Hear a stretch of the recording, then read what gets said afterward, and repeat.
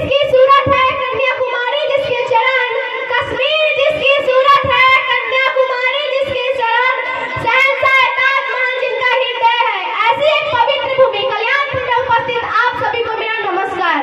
मैं भारत का हरदम अभी सम्मान करती हूँ, मैं भारत का हरदम अभी सम्मान करती हूँ, यहाँ की चांदी मिट्टी का ही गुणगान करती हूँ। मुझे चिंता नहीं है, मुझे चिंता नहीं है स्वर्ग जाकर मोक्ष पाने की, क्योंकि तिरंगा कफन हो मेरा, बस यही अरमान रखती हूँ, बस यही अरमान रखती हूँ।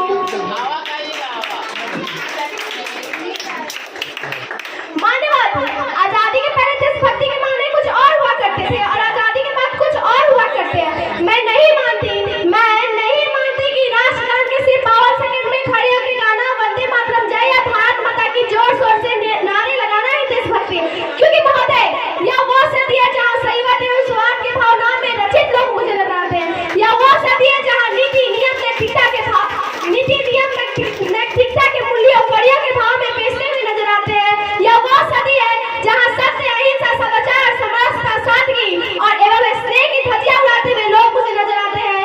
जिस घर में दो सगे भाई शांति अमन और चैन के बड़ी मुश्किल के साथ जीते नजर आते हैं और जिस देश का युवा फेसबुक और व्हाट्सएप जैसे सोशल नेटवर्किंग साइट पे डेटिंग और सेटिंग के मायाजाल में फंसे हुए नजर आते हैं। तकलीफ मुझे तब होती है जब आज का ये नौजवान कान में हेडफोन लगाए बाइक को तेजी चलाते हुए भूल जाता है कि जिस धरती को वो रोते हुए जा रहा है उसका एक एक इंच पाने के लिए मेरे पूर्वजों ने खून की नदियां बहा दी है। तकलीफ मुझे तब होती है जब आज का ये नौजवान जिसके कंधों पे थी जिम्मेवारी राष्ट्रमान की और समाज के साओं को जोड़ के रखने के लिए आज वो पबजी गेम में डूबा और शराब की लत में भीगा हुआ नजर आता है। इन विपरीत परिस्थितियों में देशभक्ति और राष्ट्रमान हम सबके लिए बहुत बड़ी चुनौती बन गई है। केवल सेना में भर्ती होकर वीर सिपाही बनना ही देशभक्ति नहीं होता। आजादी के पहले बात कुछ और थी। तब झांसी की रानी से लेकर शहीद आजाद भगत सिंह तक, सेनावीर सावरकर से लेकर महात्मा गांधी तक इन्हें हम देशभक्ति कहते थे। लेकिन आज आजादी के बाद माने बदल गए। अगर आज मैं देशभक्ति कहूँ तो किसे कहूँ? अरे आज मैं देशभक्ति कहूँ तो किसे कहूँ? तो महोदय जो लोग अपने परिवार समाज और देश के प्रति समर्पण का भाव रखे वो है देशभक्ति। जो लोकता को पछाड़ किया गया गाँव में देशभक्ति, एक बुजुर्ग गरीब को दवा दी जाए वो है देशभक्ति, एक पत्रकार अपनी पत्रकारी पूरी ईमानदारी से निभाए तो है देशभक्ति, एक शिक्षक अपने छात्र को पूरी ईमानदारी से पढ़ाए तो है देशभक्ति, यहाँ तक कि राष्ट्रगान का सोपान है देशभक्ति। हर दिन देशद्रोही के दिल में आने वाला तूफान है देशभक्ति, तभी जाकर ये देशद्रोही समझ पाएंगे।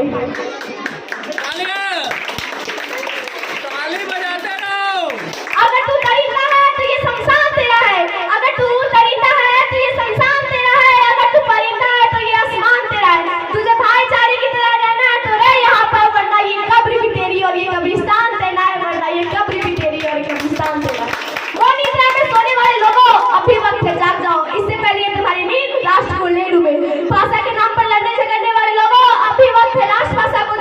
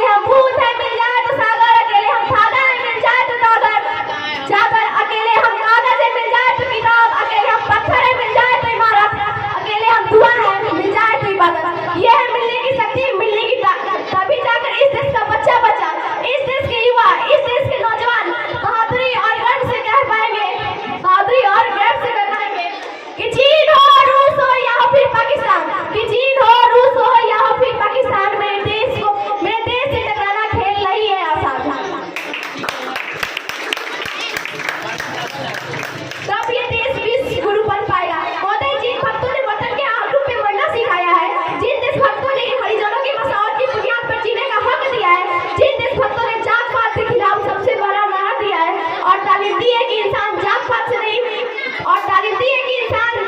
नहीं बल्कि परहेजगारी और सच्चाई पर खड़ा होता है। आज हम सभी को इन बातों की अमल करने की जरूरत है। यही मानो कागज की नाव छोड़ दी हमने, यही मानो कागज की नाव छोड़ दी हमने, अब समंदर की बारी है। अब हमारे ऊपर घर परिवार की नहीं बल्कि पूरे राष्ट्र की जिम्मेदारी है, पूरे राष्ट्र की निर्माण। हमें अपने देश को सजाना संवारना है। ये आज मैं कहना चाहूंगी कि ये मेरी जिम्मेदारी नहीं है कि मैं देश को आगे लेके चलूं, ये हमारी जिम्मेदारी है कि हम देश को लेकर आगे चले। अगर आज मैं इस देश में महिलाओं की बात करूं तो महिलाओं के आरक्षित होने की नहीं बल्कि संरक्षित होने की जरूरत है, क्योंकि आज दहेज की रनियन कन्या भ्रूण हत्या बलात्कार जैसी बातें मुझे बढ़ती नजर आती है। जब इस देश में ये सब बातें मिटेगी, जब हर नागरिक महिलाओं का सम्मान करना सीखेगा, तब मैं समझूंगी कि राष्ट्र निर्माण की ओर बढ़ाया हुआ हमारा सकारात्मक कदम होगा। या राजनीति की बात करूं तो मुझे परहेज नहीं है, या मैं राजनीति की बात करूं तो मुझे परहेज नहीं है, वह राज करने की नीति से ऐतराज है। चुना हुआ उम्मीदवार जनता के लिए राजा नहीं बल्कि सेवक होना चाहिए, जनता की समस्याओं का निदान करना चाहिए और संसद में लड़ झगड़ के नहीं बल्कि जब नीतियों फैसले समझ कर दिए जाएंगे तब हमारा राष्ट्र निर्माण होगा। भ्रष्टाचार इस देश से मिटाना होगा। यदि हम बेहतर राष्ट्र निर्माण चाहते हैं तो हमें भ्रष्टाचार मिटाना होगा। काला धन और राजनीति इस देश के प्रमुख मुद्दे हैं। एक ऐसी उपलब्धि है जनाब जहां इंसान तो डर जाता है लेकिन इंसानियत चोट खा जाती है। इस डर से तो हम सोने की चैन खरीद सकते हैं, इस डर से तो हम सोने की चैन खरीद सकते हैं, लेकिन नींद चैन की नहीं सो पाएंगे, इसका मैं दावा करती हूँ। यदि देश को बचाना चाहते हो तो लहू बहाना होगा, यदि देश को बचाना चाहते हो तो लहू बहाना होगा, व्यक्तिवाद छोड़ के राष्ट्रवाद अपनाना होगा, देशभक्ति को भारत का सबसे बड़ा तालमेल बनाना होगा और देशद्रोही को भारत से मिटाना होगा। क्योंकि यही वक्त है देश के लिए जीने मरने का और सोए देश को नींद से जगाने का, क्रांति की मसाल को जलाने का, साधारण इंसान को गंभीर बनाने का। यही सही वक्त है देश को सर्वश्रेष्ठ बनाने का। फिर वहाँ बैठ गया। हम हमारे चरित्र निर्माण से हमारा राष्ट्र निर्माण कर सकते हैं। हम हमारे चरित्र निर्माण से हमारा राष्ट्र निर्माण कर सकते हैं। जब मंदिर नहीं दिए मंदिर में नहीं, हर गांव के घर में रोशनी आएगा, चादर मस्जिद में नहीं बल्कि हर सर बदन पे ढके जाएंगे, शांति सिर्फ चर्च में नहीं बल्कि दो भाइयों के बीच में जलाएंगे। हमारा राष्ट्र निर्माण संभव तब होगा जब इस देश में बढ़ रही गरीबी, बढ़ रही बेरोजगारी, बढ़ रही अपराध पूरी तरह से मिट जाएंगे। हमारा राष्ट्र निर्माण संभव तब होगा जब बूढ़ों को वृद्धाश्रम में नहीं और बच्चों को अनाथ आश्रम में रहने की जरूरत नहीं पड़ेगी। हमारा राष्ट्र निर्माण संभव तब होगा जब हर किसान के खेत में पानी पहुंचाए जाएंगे। हमारा राष्ट्र निर्माण संभव तब होगा जब गरीब से गरीब व्यक्ति का अच्छे से अच्छा इलाज किया जाएगा। हमारा राष्ट्र निर्माण संभव तब होगा जब हर गरीब की झोपड़ी को बदलकर उसका अपना खुद का घर होगा। हमारा राष्ट्र निर्माण संभव तब होगा जब एग्जाम के पेपर लीक नहीं होंगे। हम हमारी देशभक्ति से देश निर्माण के लिए बहुत कुछ कर सकते हैं। क्यों ना हम रक्तदान देके किसी व्यक्ति की जान बचाएं, क्यों ना एक पेड़ लगाकर पर्यावरण का अपना काम करें, क्यों ना हम अनाथ आश्रम और वृद्धाश्रम को जोड़ने की पहल की जाए, जिसके कारण बच्चों को अपने माँ बाप का प्यार और बूढ़ों को अपना पिछड़ा हुआ परिवार मिल सके। यही मानो हम सबको एक ऐसा घर बनाना है, यही मानो हम सबको एक ऐसा घर बनाना है जिसे देखकर, जिसे समझकर हर हर धड़कन धड़के, हर हर बंदगी कह दे, हर हर धड़कन धड़के, हर हर बंदगी कह दे, नेक है भारत, एक है भारत, नेक है भारत, एक है भारत, सिस्टम से भी श्रेष्ठ है भारत। तो आओ ये मानो ये संकल्प ले कि आजादी की कभी शाम नहीं होने देंगे। तो आओ ये मानो ये संकल्प ले कि आजादी की कभी शाम नहीं होने देंगे, शहीदों की कुर्बानी बर्बाद नहीं होने देंगे। जो बची हो लहू, जब तक बची हो लहू एक बूंद भी गर्भ की, तब तक भारत माता की आंचल नीलाम नहीं होने देंगे। जय हिंद, जय भारत। जोरदार तालियां।